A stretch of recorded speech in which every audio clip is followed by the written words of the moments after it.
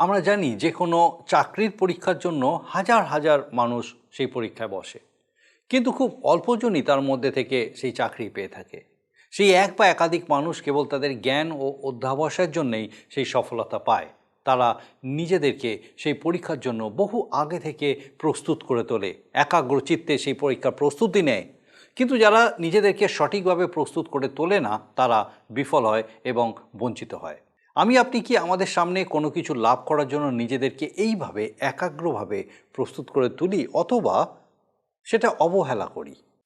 সময় হলো হৃদয় খোলো, শ্রবণ করো জীবন বাণী, নম্র চিতে শ্রবণ করো, নম্র চিতে শ্রবণ করো, খ্রিস্ট যিশুর জীবন খানি। নমস্কার, জীবনবাণী অনুষ্ঠানে আপনাকে স্বাগত জানাই। কেমন আছেন আপনি আজকে? আমার বিশ্বাস মহান ঈশ্বর আপনাকে সুস্থ রেখেছেন, সুরক্ষিত রেখেছেন, আপনার সঙ্গে সঙ্গে আছেন। আর আমি খুব খুশি আজকে আরেকবার আপনি আমাদের সঙ্গে আমাদের এই জীবনবাণী অনুষ্ঠানে উপস্থিত হয়েছেন। আর আপনাকে একই সঙ্গে অনেক ধন্যবাদ। আপনার কাছে আমরা কৃতজ্ঞ যে আপনি নিয়মিতভাবে আপনার এই অনুষ্ঠান কীরকম লাগছে, ঈশ্বরের বাক্যের এই ধারাবাহিক আলোচনা কিভাবে আপনার জীবনে লাভদায়ক হচ্ছে, আমাদেরকে তা জানাচ্ছেন। একই সঙ্গে আপনাকে ধন্যবাদ যে আপনার প্রার্থনার বিষয়ে আমাদেরকে জানাচ্ছেন। আমরা আপনার জন্য নিয়মিত প্রার্থনা করি। পবিত্র বাইবেলের বিভিন্ন পুস্তক অধ্যয়নে আমরা বর্তমানে বাইবেলের পুরাতন নিয়ম থেকে যিশায় ভাববাদী পুস্তকটি থেকে আলোচনা করছি। আমরা প্রায় দেখতে দেখতে পুস্তকটির অধ্যয়নের শেষ পর্যায়ে পৌঁছে গেছি। আজকে আমরা আলোচনা করব পুস্তকের শেষ দুটি অধ্যায়, অর্থাৎ 65 ও 66 অধ্যায়। 64 অধ্যায়ে আমরা লক্ষ্য করেছি যিশায় ভাববাদীকে সমস্ত ইসরায়েলবাসীর সাথে মিলে রাজার কাছে নিবেদন করতে, যেন তিনি সমস্ত বাধা অতিক্রম করে পৃথিবীতে আগমন করেন। 65 ও 66 অধ্যায়ে আমরা দেখব ঈশ্বর সেই আবেদনে কিভাবে সাড়া দিয়েছেন। ঈশ্বর একটা বিষয় স্পষ্ট করে দিলেন যে তাদের পাপ এবং অবিশ্বস্ততার কারণেই তাদের উপরে বিচার নেমে এসেছে। কিন্তু তাদের পাপ তার আসন্ন রাজ্য স্থাপনের বিষয়ে তার প্রতিশ্রুতি ও উদ্দেশ্যকে দমিয়ে দেয়নি।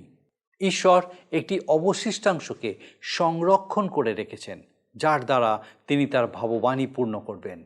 তিনি পুনরায় তার রাজ্যের এক চিত্র এবং নতুন স্বর্গ ও পৃথিবীতে ইসরায়েলের যে অনন্তকালীন অবস্থান হবে, সেটাই তাদের সামনে তুলে ধরলেন। 65 অধ্যায়ের প্রথম পদে ঈশ্বর সেই পরজাতীয়দের কথা বলেছেন, যাদের কাছে সুসমাচার পৌঁছেছে। তাঁর ইচ্ছাতেই তারা সত্য জীবন্ত ঈশ্বরকে জানতে পেরেছেন। যারা কোনোদিন তার অন্বেষণ করেননি, তাদের কাছে তিনি নিজেকে প্রকাশ করেছেন। এরপর তিনি ইসরায়েল জাতির উদ্দেশ্য করে বলেছেন। এই ইসরায়েল জাতিকেই তিনি সর্বপ্রথম তার সুসমাচার দিয়েছিলেন, কিন্তু তারা ঈশ্বরকে প্রত্যাখ্যান করল, আর তাই তিনিও তাদেরকে প্রত্যাখ্যান করলেন। ঈশ্বর বিভিন্ন বিষয়ের প্রতি তাদের আসক্তি তাদেরকে ঈশ্বরের আশীর্বাদ লাভ করা থেকে বঞ্চিত করল। কেবল সেই সমস্ত বিষয়ই নয়, কিন্তু তাদের দৈনন্দিন জীবনযাপনেও তারা পাপ কাজে লিপ্ত হয়ে পড়েছিল। তারা বাহ্যিকভাবে অনেক ধর্ম পালন করত, কিন্তু তাদের হৃদয় ঈশ্বর থেকে অনেক দূরে সরে গেছিল। তারা পাপপূর্ণ জীবনযাপন করা সত্ত্বেও তাদের মধ্যে কিছু মানুষ ঈশ্বরের প্রতি বিশ্বস্ত ছিল। আর সেই অবশিষ্টাংশ বিশ্বাসীদের জন্যেই ঈশ্বর সম্পূর্ণভাবে তাদের নির্মূল করে দিলেন না, আর তাদের জন্যেই তিনি একদিন তার প্রতিজ্ঞা পূর্ণ করবেন। কিন্তু ইসরায়েলের বাকি লোকেরা যারা তার প্রতি অবাধ্য হলো, তার কথা শুনল না, তাদেরকে তিনি অবশ্যই শাস্তি দেবেন। এইভাবে ঈশ্বরের দৃষ্টিতে ইসরায়েল জাতি দুটি ভাগে ভাগ হয়ে গেল। একটি বৃহৎ অংশ যারা তাকে বিশ্বাস করল না, আর একটি ক্ষুদ্র অংশ যারা তার প্রতি বিশ্বস্ত থাকলো। তিনি প্রথম অংশের জন্য বিচার ও দ্বিতীয় অংশের জন্য আশীর্বাদ নির্দিষ্ট করলেন। শেষকালে সর্বপ্রথমে সেই অবশিষ্টাংশ ঈশ্বরের রাজ্যে প্রবেশ করবে, আর বাকিদের বিচার হবে। তারপর খ্রিস্টের সহস্র বছর শাসনকাল সমাপ্ত হওয়ার পরে নতুন আকাশ ও পৃথিবীর সৃষ্টি হবে। তখন পূর্বেকার কোনো বিষয় আর থাকবে না, কিন্তু সমস্ত কিছু নতুনভাবে গড়ে উঠবে। 18 পদে যিশায় ভাববাদী একই সাথে সহস্র বছরের সময় ঈশ্বরের আশীর্বাদ এবং তার অনন্তকালীন আশীর্বাদের কথা বলেছেন। তার অনন্তকালীন আশীর্বাদের একটি বিশেষ অংশ হলো সহস্র বছরকালীন আশীর্বাদ। আর সেই সময় জেরুজালেম নগরে এক অসাধারণ পরিবর্তন আসবে। তখন সবাই তাদের যৌবনকাল ধরে রাখতে পারবে। সেখানে সামগ্রিক উন্নতি ও স্থিরতা লক্ষ্য করা যাবে, কোথাও কোনো শত্রুতা দেখা যাবে না। ৬৬ অধ্যায়ে এসে আমরা দেখি যে ঈশ্বরের রাজ্য স্থাপিত হয়েছে। ঈশ্বর স্বর্গে তার সিংহাসন স্থাপন করেছেন, পৃথিবীকে তার পাদপীঠ করেছেন। নতুন পৃথিবীতে জেরুজালেমেই মানুষ ঈশ্বরের আরাধনা করবে। এই বিশাল আকাশমণ্ডল ও পৃথিবীর সৃষ্টিকর্তা প্রতিশ্রুতি দিচ্ছেন যে তিনি তার প্রতি বিশ্বস্ত সমস্ত মানুষের প্রতি দৃষ্টি রাখবেন। সেই সময় সমস্ত অন্য প্রথা তুলে নেওয়া হবে। ঈশ্বর সত্য মিথ্যাকে পৃথক করে দেবেন। ইসরায়েলের সমস্ত শত্রুদের তিনি যথাযথ ব্যবস্থা নেবেন। সেই সময় সমস্ত জাতি খ্রিস্টের সামনে এসে দাঁড়াবে। যারা তার প্রতি বিশ্বস্ত হয়ে থাকবে না, তাদের কোনো শান্তি থাকবে না, তারা কোনো বিশ্রাম পাবে না। এই সতর্ক বার্তা দিয়ে যিশয় ভাববাদী তার পুস্তকটি শেষ করেছেন।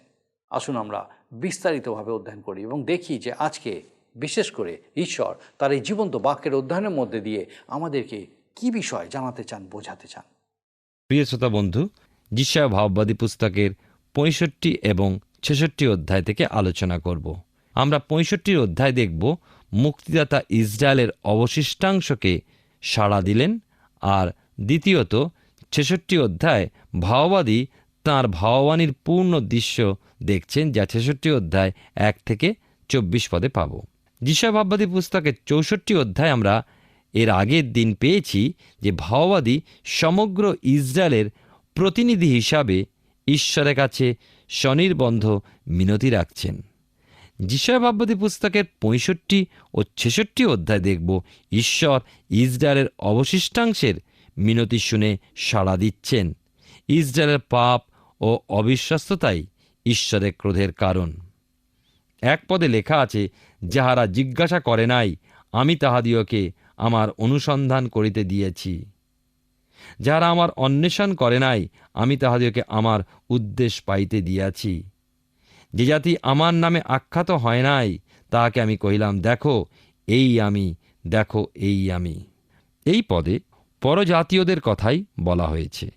সাধু পৌল যখন ফিলিপিতে ছিলেন, তখন দর্শন পেলেন যে সমুদ্র পারে মাকিদোনিয়া থেকে এক পুরুষ তাকে ডাকছে সুসমাচার পাওয়ার জন্য বা জানার জন্য। সাধু পৌল যখন মাকিদোনিয়ায় পৌঁছালেন, তিনি দেখলেন যে সেখানে কোনো পুরুষ নয়, কিন্তু লিডিয়া নাম্নী এক মহিলা একটি প্রার্থনা সভা পরিচালনা করে থাকেন। পৌল তার কাছে সুসমাচার দিলেন। সাধু পৌল রোমীয়দের প্রতি পত্রে 10 অধ্যায় 20 পদে যিশাইয়ের এই অংশ উল্লেখ করেছেন। আর যিশাইও ভাববাদী অতিশয় সাহসপূর্বক বলেন, যাহারা আমার অন্বেষণ করে নাই, তাহারা আমাকে পাইয়াছে। যাহারা আমার কাছে জিজ্ঞাসা করে নাই, তাহাদিওকে দর্শন দিয়াছি। ঈশ্বর বলছেন, আমি তাহাদিওকে আমার উদ্দেশ পাইতে দিয়াছি। তিনি আমাদেরকে জানিয়েছেন, তিনি আমাদের কাছে নিজেকে প্রকাশ করেছেন। নতুবা মানুষের পক্ষে ঈশ্বরকে কখনো জানা সম্ভব নয়। ৬৫ অধ্যায় 2 পদ যিশয় ভাববাদী পুস্তকে লেখা আছে, আমি সমস্ত দিন বিদ্রোহী প্রজাবৃন্দের প্রতি আপন অঞ্জলি বিস্তার করিয়াছি। তাহারা আপন আপন কল্পনার অনুসরণ করিয়া কুপথে গমন করে। এখন ঈশ্বর জিহুদি ও ইসরায়েল জাতির প্রতি কথা বলছেন। প্রথমে সুসমাচার ইসরায়েল জাতিকেই দিয়েছিলেন, কিন্তু তারা যখন প্রত্যাখ্যান করল, তখনই পরজাতীয়দের কাছে পৌঁছালো। সাধু পৌল বলছেন রোমীয় তার 10 অধ্যায় 21 পদে, কিন্তু ইসরায়েলের বিষয়ে তিনি কহেন, আমি সমস্ত দিন অবাধ্য ও প্রতিকূলবাদী প্রজাবৃন্দের প্রতি হস্ত বিস্তার করিয়াছিলাম। 3 পদে লেখা আছে এখানে, সেই প্রজারা আমার সাক্ষাতে নিত্য নিত্য আমাকে অসন্তুষ্ট করে, উদ্যানের মধ্যে বলিদান করে, ইষ্টকার উপরে সুগন্ধি দ্রব্য জ্বালায়। দেখুন, ইসরায়েল জাতি বারবার ঈশ্বরকে ছেড়ে বিভিন্ন দেবদেবীর আরাধনায় মেতে উঠল, আর এই জন্যই ইসরায়েল ঈশ্বরের আশীর্বাদ থেকে বঞ্চিত হল। ৬৫ অধ্যায় 4 এবং 5 পদে দেখুন লেখা আছে, তাহারা কবর স্থানে বসে, গুপ্ত স্থানে রাত্রি যাপন করে, তাহারা শূকরের মাংস ভোজন করে ও তাহাদের পাত্রে ঘৃণাও মাংসের ঝোল থাকে। তাহারা বলে, সস্থানে থাকো, আমার নিকটে আসিও না, কেননা তোমা অপেক্ষা আমি পবিত্র। ইহারা আমার নাসিকার ধূম সমস্ত দিন প্রজ্বলিত করে। ইসরায়েলের পাপ কার্যের তালিকার মধ্যে এত কয়েকটি মাত্র। প্রতি পদে প্রতিটি কাজে তারা ঈশ্বরের বিরুদ্ধাচরণ করেছিল। 6 এবং 7 পদে লেখা আছে, দেখো আমার সম্মুখে ইহা লিখিত আছে, আমি নীরব থাকিব না, প্রতিফল দিব, ইহাদের কোলেই প্রতিফল দিব। সদাপ্রভু কহেন, আমি তোমাদের কৃত অপরাধ এবং তৎসঙ্গে তোমাদের পিতৃপুরুষদের কৃত অপরাধ সকলের প্রতিফল দিব। তারা পর্বতগণের উপরে সুগন্ধি দ্রব্য জ্বালাইত, উপপর্বতগণের উপরে আমাকে টিটকারি দিত। তজ্জন্য আমি অগ্রে তাহাদের ক্রিয়ার পরিমাণ করিয়া তাহাদের কোলে দিব। ইসরায়েল নিজ অহংকারে ভরে উঠেছিল। আচার অনুষ্ঠান, ক্রিয়াকর্ম, ধর্মের নামে অনেক কিছুই করছিল, কিন্তু ঈশ্বর থেকে তাদের হৃদয় বহুদূর ছিল। তারা ঈশ্বরের বচসা করা থেকে ক্ষান্ত হতো না। ঈশ্বর কিন্তু ইসরায়েলের মধ্য হতে কিছু অবশিষ্টাংশকে বেছে রেখেছিলেন। 8 পদে লেখা আছে, সদাপ্রভু এই কথা কহেন, দ্রাক্ষা গুচ্ছে ফলের রস দেখিলে লোকে যেমন বলে, ইহা বিনষ্ট করিও না, কেননা ইহাতে আশীর্বাদ আছে, তদ্রূপ আমি আপন দাসদের নিমিত্ত করিব, সমুদয়ের বিনাশ করিব না। একদল অবশিষ্টাংশ থাকবে, যাদের মধ্যে দিয়ে ঈশ্বরের সকল প্রতিজ্ঞা পূর্ণ হবে। ইসরায়েল জাতি যদিও ভুল করেছে, অন্যায় করেছে, তবু ঈশ্বর যে অবশিষ্টাংশকে রেখেছেন, যারা নিজেদেরকে পবিত্রভাবে এবং ঈশ্বরের ইচ্ছানুসারে জীবন চালিয়ে নিয়েছেন, তারা একগুচ্ছ উত্তম আঙুরের মতো, আর তাই সেই ফলগুলো তিনি বিনষ্ট করবেন না।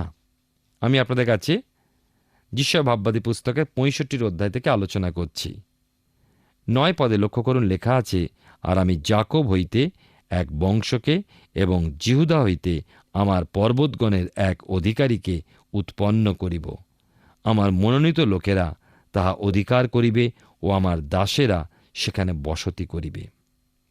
ইসরায়েলের অবশিষ্টাংশ যাদের জেরুজালেমের অধিকার দেবেন, ইসরায়েল পাপ থেকে উদ্ধার পাবে, আর সেই অবশিষ্টাংশের জন্যই তিনি তাঁর প্রতিজ্ঞা পূর্ণ করবেন।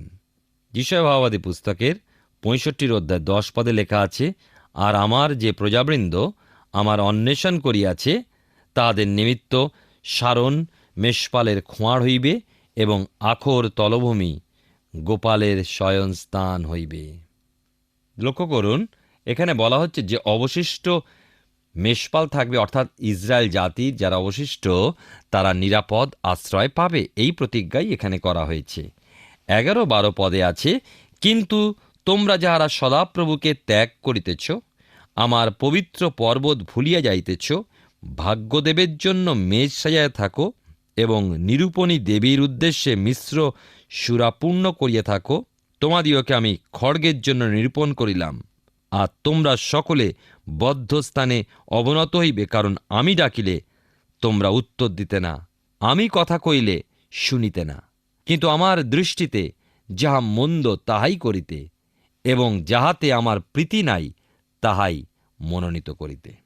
আমরা দেখি বাকি যে ইসরায়েলিয়েরা ঈশ্বরের কথা শুনল না, স্বেচ্ছাচারীর মতো বিপথে চলতে লাগলো, তাদের ঈশ্বর কি করবেন? অবশ্যই শাস্তি দেবেন।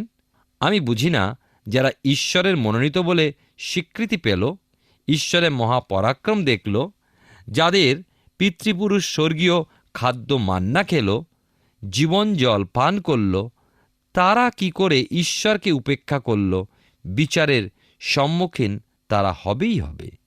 14 পদে দেখুন লেখা আছে এখানে, দেখো আমার দাসেরা চিত্তের সুখে আনন্দ রব করিবে, কিন্তু তোমরা চিত্তের দুঃখে ক্রন্দন করিবে এবং আত্মার ক্ষোভে হাহাকার করিবে। ঈশ্বর ইসরায়েলকে 2 ভাগে ভাগ করলেন। বড় অংশ ঈশ্বর বিদ্রোহী, ছোট অংশ অর্থাৎ অবশিষ্টাংশ যাদের তিনি ধার্মিক গণিত করেছেন। বর্তমানকালেও খ্রিস্টীয় মণ্ডলীকেও 2 ভাগে ভাগ করেছেন। তবে প্রশ্ন হল এই, তাহলে মণ্ডলীকেও কি মহাক্লেশের মধ্যে দিয়ে যেতে হবে?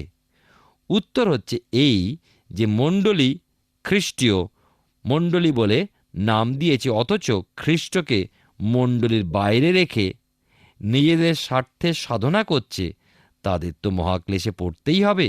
প্রকাশিত বাক্যের সেই 17 অধ্যায়ের মহাবেশ্যার সাথে তারা তুলনীয়, যাকে ইংরেজিতে বলা হয়েছে অ্যাপোস্টেট চার্চ বা পতিত মণ্ডলী। 65 অধ্যায় 17 পদ এখন পাঠ করব। কারণ দেখো, আমি নূতন আকাশমণ্ডলের ও নূতন পৃথিবীর সৃষ্টি করি, এবং পূর্বে যাহা ছিল তা স্মরণে থাকিবে না, আর মনে পড়িবে না। নতুন আকাশ নতুন পৃথিবী সহস্র বৎসর রাজত্ব স্থাপনের পরেই পরেই ঘটবে। ইসরায়েলের অবশিষ্টাংশ এবং যারা প্রভুর মনোনীত, তারা তো রাজত্বে প্রবেশ করে গেছে। বাইবেলের নতুন নিয়মে মতিলিখিত সুসমাচার তার 25 অধ্যায় 34 পদে প্রভু যীশু বলছেন, আইসো আমার পিতার আশীর্বাদের পাত্রেরা, জগতের পত্তানবধি যে রাজ্য তোমাদের জন্য প্রস্তুত করা গিয়াছে তাহার অধিকারী হও। বাকি যারা, তাদের তো বাইরের অন্ধকারের মধ্যে ফেলে দেওয়া হবে। সহস্র বৎসর রাজত্বের পর ও শেষ বিদ্রোহ শেষ হলেই নূতন পৃথিবী নূতন আকাশমণ্ডলের সূচনা দেখা যাবে। সেখানে মরুভূমি আর থাকবে না, সমুদ্র থাকবে না, মরুভূমি গোলাপের বাগান হয়ে যাবে। বাইবেলের নতুন নিয়মে 2 পিতর তার 3 অধ্যায় পৃথিবীর কথা বলা হয়েছে 3 ধরনের: জলপ্লাবনের পূর্বে, বর্তমান পৃথিবী এবং সেই বিশ্বাসী বর্গের পুনরুত্থান বা র্যাপচারের পরে সেই নূতন পৃথিবীর কথা বলা হয়েছে। 18 পদে লক্ষ্য করুন, যিশায়া ভাববাদী পুস্তকের 65 অধ্যায় লেখা আছে, কিন্তু আমি যাহা সৃষ্টি করি তোমরা তাহাদের চিরকাল আমোদ উল্লাস করো, কারণ দেখো আমি জেরুজালেমকে উল্লাসভূমি ও তাহাদের প্রজাদিওয়াকে আনন্দভূমি করিয়া সৃষ্টি করি। আমরা দেখি বিশেষ করে 65 অধ্যায় 18 পদে এখানে ভাববাদী যিশাইয় সহস্র বৎসর রাজত্বকালের আশীর্বাদের কথা বলছেন, সেই সাথে অনন্তকালীন আশীর্বাদের কথা উল্লেখ করেছেন। সহস্র বৎসরকালীন রাজত্ব অনন্তকালীন রাজত্বেরই অংশ। এর মধ্যেই কিন্তু বিচার ও অনন্তকালীন সাজাও এসে পড়ছে। বিচার শেষ না হওয়া পর্যন্ত নতুন আকাশ নতুন পৃথিবী পাওয়া যাবে না। আর আমরা দেখি অনন্ত রাজ্যের পূর্বে আমরা দেখেছি সহস্র বৎসর শান্তি রাজত্ব। 65 অধ্যায় 19 পদে লক্ষ্য করুন, যিশায়া ভাববাদী পুস্তক থেকে পাঠ এবং আলোচনা করছি। লেখা আছে এখানে, আমি জেরুজালেমে উল্লাস করিব এবং আমার প্রজাগণে আমোদ করিব, এবং তাহার মধ্যে রোদনের শব্দ কি ক্রন্দনের শব্দ আর শোনা যাইবে না। জেরুজালেমের কি অদ্ভুত আশ্চর্যজনক পরিবর্তন তখন দেখা যাবে তা বর্ণনা করা হয়েছে। 20 পদে, সে স্থান হইতে অল্পদিনের কোনো শিশু কিংবা অসম্পূর্ণায়ু কোনো বৃদ্ধ যাইবে না, বরং বালকই 100 বৎসর বয়ক্রমে মরিবে, এবং পাপী 100 বৎসর বয়স্ক হইলে শাপাহত হইবে। আরও লক্ষ্য করুন, মানুষের জীবনকাল বেড়ে গেল, মানুষ বৃদ্ধ জরাজীর্ণ হবে না, সুতরাং আর আমাদের ওই বৃদ্ধাশ্রম প্রয়োজন হবে না ও মানুষ চিরজীবী হবে। 21 পদে লেখা আছে, আর লোকেরা গৃহ নির্মাণ করিয়া তাহার মধ্যে বসতি করিবে, দ্রাক্ষাক্ষেত্র প্রস্তুত করিয়া তাহার ফল ভোগ করিবে। মানুষের সর্বদিক থেকে আশীর্বাদ উপচে পড়বে। 22 পদে লেখা আছে, তাহারা গৃহ নির্মাণ করিলে অন্যে বাস করিবে না, তাহারা রোপণ করিলে অন্যে ভোগ করিবে না। বস্তুত আমাদের প্রজাদের আয়ুবৃক্ষের আয়ুর তুল্য হইবে, এবং আমার মনোনীত লোকেরা দীর্ঘকাল আপন আপন হস্তের শ্রমফল ভোগ করিবে। মানুষের জন্য স্থায়িত্ব ও স্থিরতা থাকবে। 25 পদে লেখা আছে এখানে, কেন্দুয়া ব্যাঘ্র মেষশাবক একত্র চরিবে, সিংহ বলদের ন্যায় বিচালি খাইবে, আর ধূলি সর্পের খাদ্য হইবে। তারা আমার পবিত্র পর্বতের কোন স্থানে হিংসা কিংবা বিনাশ করিবে না, ইয়া সদাপ্রভু কহেন। আমরা দেখতে পাই যে বর্তমান জগতের দিকে দেখলে এ কথা বিশ্বাস করা খুবই কঠিন। এবার আমি আসব 66 অধ্যায়। আমরা দেখি ভাববাদী তার ভাববাণীর পূর্ণ দৃশ্য দেখছেন এই 66 অধ্যায়। 1 পদে লেখা আছে, সদাপ্রভু এই কথা কহেন, স্বর্গ আমার সিংহাসন, পৃথিবী আমার পাদপীঠ, তোমরা আমার জন্য কিরূপ গৃহ নির্মাণ করিবে? আমার বিশ্রাম স্থান কোন স্থান? পৃথিবী আমার পাদপীঠ, সৌরজগতের ছোট্ট গ্রহ এই পৃথিবী, যাতে আমরা বাস করছি। ঈশ্বরের বিশাল সৃষ্টির মধ্যে এর কোনো গুরুত্ব নেই। ঈশ্বর বলছেন, ওটা আমার পারাক স্থান। ওই পৃথিবীতে তোমরা কোথায় আমার বাসস্থান বা গৃহ করবে? আমি কোথায় বিশ্রাম করব? পৃথিবীতে এমন কোনো স্থান নেই, কোনো মন্দির নেই যেখানে ঈশ্বর থাকতে পারেন। সলোমন রাজা সে কথা অনুভব করেছিলেন। প্রথম রাজাবলী তার 8 অধ্যায় 27 পদে লেখা আছে, ঈশ্বর কি সত্য সত্যই পৃথিবীতে বাস করবেন? দেখো, স্বর্গের স্বর্গ তোমাকে ধারণ করতে পারে না, তবে আমার নির্মিত গৃহ কি পারবে? সুতরাং নতুন পৃথিবীতে জেরুজালেম নগরেই মানুষ ঈশ্বরের আরাধনা করবে। 2 পদে লেখা আছে, এ সকলই তো আমার হস্ত দ্বারা নির্মিত, তাই এই সকল উৎপন্ন হইল ইহা সদাপ্রভু কয়েন। কিন্তু এই ব্যক্তির প্রতি, অর্থাৎ যে দুঃখী, ভগ্নাত্মা ও আমার বাক্যে কম্পমান, তাহার প্রতি আমি দৃষ্টিপাত করিব। যে ঈশ্বর বিশাল ব্রহ্মাণ্ড সৃষ্টি করলেন, তিনি কি বলছেন? যে দুঃখী, ভগ্নাত্মা ও আমার বাক্যে কম্পমান, তার দিকে আমি আমার দৃষ্টি রাখব। ঈশ্বর ওই প্রকার মানুষের জন্য নিজেকে সংকুচিত করছেন। 3 পদে বলা হয়েছে, যে ব্যক্তি গোহনন করে সে নরহত্যা করে, যে ব্যক্তি মেষশাবক বলিদান করে সে কুকুরের গলা ভাঙিয়া ফেলে, যে ব্যক্তি নৈবেদ্য উৎসর্গ করে সে শূকরের রক্ত দেয়, যে ব্যক্তি সুগন্ধি ধূপ জ্বালায় সে মিথ্যা দেবের ধন্যবাদ করে। হ্যাঁ, তাহারা আপন আপন পথ মনোনীত করিয়াছে এবং তাহাদের প্রাণ আপন আপন ঘৃণায় বস্তুতে প্রীত হয়। 3 পদে দেখুন, বলিদান প্রথা শেষ হবে। কেউ বলিদান দিলে তা খুন করার বরাবর হবে। পূর্বে যে আদেশ ছিল, এখন তা পাপ বলে গণিত। কেননা বলিদানের কথা খ্রিস্টের দিকে আঙুল দেখাচ্ছে, আর তাই হল শেষ বলিদান, যা মানুষকে একবার চিরকালের জন্য মুক্তি দেবার পথ করে দিয়েছে। 5 পদে দেখুন লেখা আছে, তোমরা যারা সদাপ্রভুর বাক্যে কম্পমান, তোমরা তাহার বাক্য শোনো। তোমাদের যে ভাতৃগণ তোমাদিকে ঘৃণা করে, আমার নাম প্রযুক্ত তোমাদিওকে বাহির করিয়া দেয়, তারা বলিয়া যে সদাপ্রভু মহিমান্বিত হোক, যেন আমরা তোমাদের আনন্দ দেখিতে পাই, কিন্তু উহারাই লজ্জিত হইবে। ঈশ্বর সত্য মিথ্যাকে পৃথক করছেন। যিশু তার উপমায় বলেছিলেন, গম ও শ্যামাঘাসকে একই সাথে বাড়তে দাও, সময় পৃথক করা যাবে। ফরিসিরা যারা আচার অনুষ্ঠানে জোর দিত, নিজেদের আত্মধার্মিক দেখাত, ঈশ্বর তাদের শ্যামাঘাসের মতোই বাতিল করে দিচ্ছেন। এখন শ্যামাঘাস বাজবার সময় এসেছে। 6 পদে লেখা আছে, নগর হইতে কলহের রব, মন্দির হইতে রব, উহা সদাপ্রভুর রব, যিনি শত্রুদিওকে অপকারের প্রতিফল দেন। আমরা দেখি যে ঈশ্বর শেষ পর্যন্ত ইসরায়েলের শত্রুদের ব্যবস্থা করবেন, কেন তারা ঈশ্বরেরও শত্রু। 7 পদে লেখা আছে, ব্যথা উঠিবার পূর্বে সিয়ন প্রসব করিল, তার গর্ভযন্ত্রণার পূর্বে পুত্র সন্তান ভূমিষ্ঠ হইল। আমরা দেখি মহাক্লেশী হচ্ছে সেই প্রসব বেদনা। খ্রিস্ট যিশুর জন্মের পরই ইসরায়েল যাতনার মধ্যে দিয়ে এসেছে। ওই বেদনা পাবার পূর্বেই যীশুখ্রিস্ট সেই পুত্র সন্তান জন্মলাভ করেছেন, এটা লক্ষণীয়।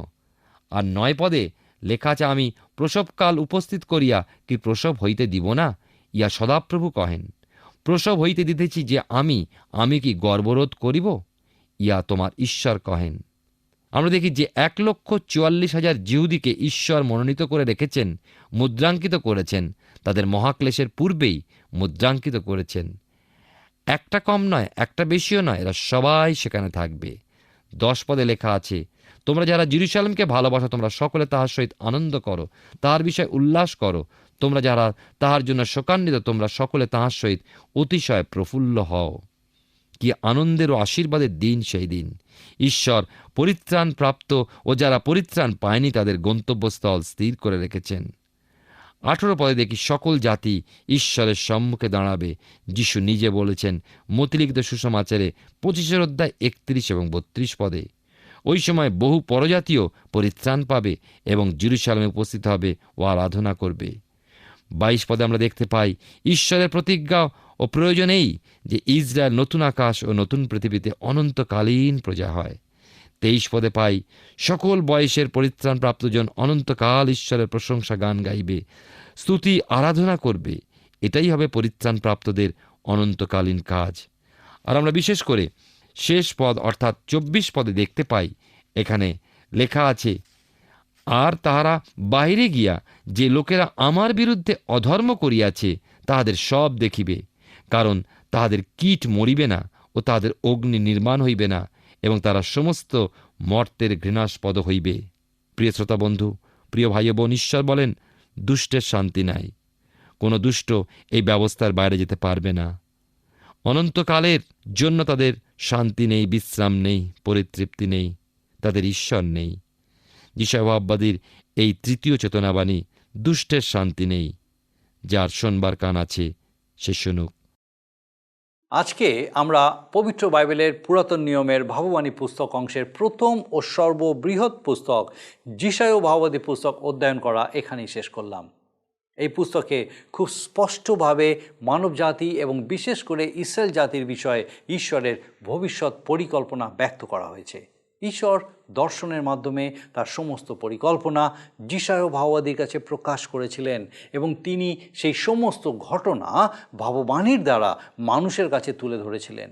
যিশায়া ভাববাদী তার দর্শনে মসীহ প্রভু যিশুর প্রথম ও দ্বিতীয় আগমন দেখতে পেয়েছিলেন, কিন্তু তার দুটি আগমনের মধ্যে সময়ের যে ব্যবধান সেটা তার পক্ষে বোঝা সম্ভব হয়নি।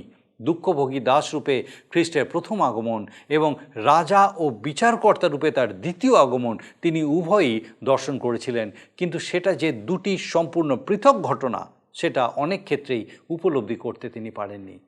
তার দর্শনে তিনি কখনো ইসরায়েলের অদূর ভবিষ্যতের ক্লেশ, আবার কখনো যুগান্তে সমগ্র পৃথিবীর উপরে নেমে আসা মহাক্লেশের বিষয় লক্ষ্য করেছিলেন। আমরা এই সুদীর্ঘ পুস্তকের 66 অধ্যায় পুঙ্খানুপুঙ্খভাবে অধ্যয়ন করেছি, আর সেই অধ্যয়নের দ্বারা আমাদের কাছে মানব সমাজের ভবিষ্যতের সমস্ত ঘটনা বিশেষভাবে উন্মুক্ত হয়েছে। আমরা দেখেছি যে এই সমগ্র মানব সমাজে জিহুদি হোক কি পরজাতীয়, যারা শেষ পর্যন্ত ঈশ্বরের প্রতি বিশ্বস্ত থাকবে তারাই তার অনন্ত জীবনের অধিকারী হবে। আমরা যাতে তার প্রতি স্থির থাকতে পারি, আমাদের সেই জন্য সেই প্রচেষ্টায় আরও এগিয়ে চলতে হবে, আর আমাদের জন্য সেটাই যথোপযুক্ত হবে। আসুন এখন প্রার্থনায় যাব, আর আমি চাইব আপনি আমার সঙ্গে প্রার্থনায় যোগ দিন। আসুন প্রার্থনা করি। মঙ্গলময় পিতা, তোমার ধন্যবাদ স্তুতি করি প্রভু, যে তোমার জীবন্ত বাক্য প্রতিনিয়ত আমাদের সঙ্গে কথা বলে। ধন্যবাদ দিয়ে আজকে আরেকবার তোমার এই জীবন্ত বাক্য দ্বারা আমাদের সঙ্গে কথা বললে। ধন্যবাদ দিয়ে আমাদের প্রত্যেক দর্শক বন্ধুকে তোমার এই জীবন্ত বাক্য দ্বারা পিতা আশীর্বাদে পূর্ণ করেছো।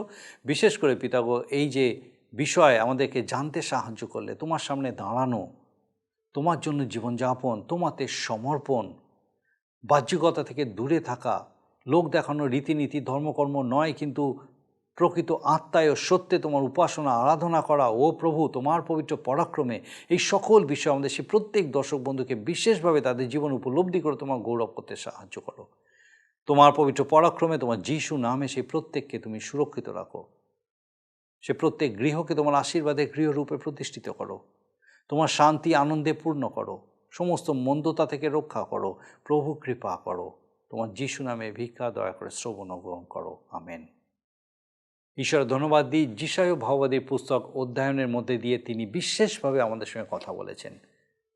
আমার বিশ্বাস আগামী দিনেও আমাদের এই জীবনবাণী অনুষ্ঠানে আপনি অবশ্যই উপস্থিত থাকবেন, যখন এইভাবেই আরও নতুনভাবে ঈশ্বর তার জীবন্ত বাক্য দ্বারা আমাদের সঙ্গে কথা বলবেন। ঈশ্বর আপনার মঙ্গল করুন। প্রিয় বন্ধু, আসুন আমরা আজকের প্রশ্ন উত্তরে আসি। গতকালের প্রশ্নের উত্তর অপশন সি, সদাপ্রভু। আজকের প্রশ্ন, ইসরায়েল সন্তানেরা কিসে করে নৈবেদ্য আনে?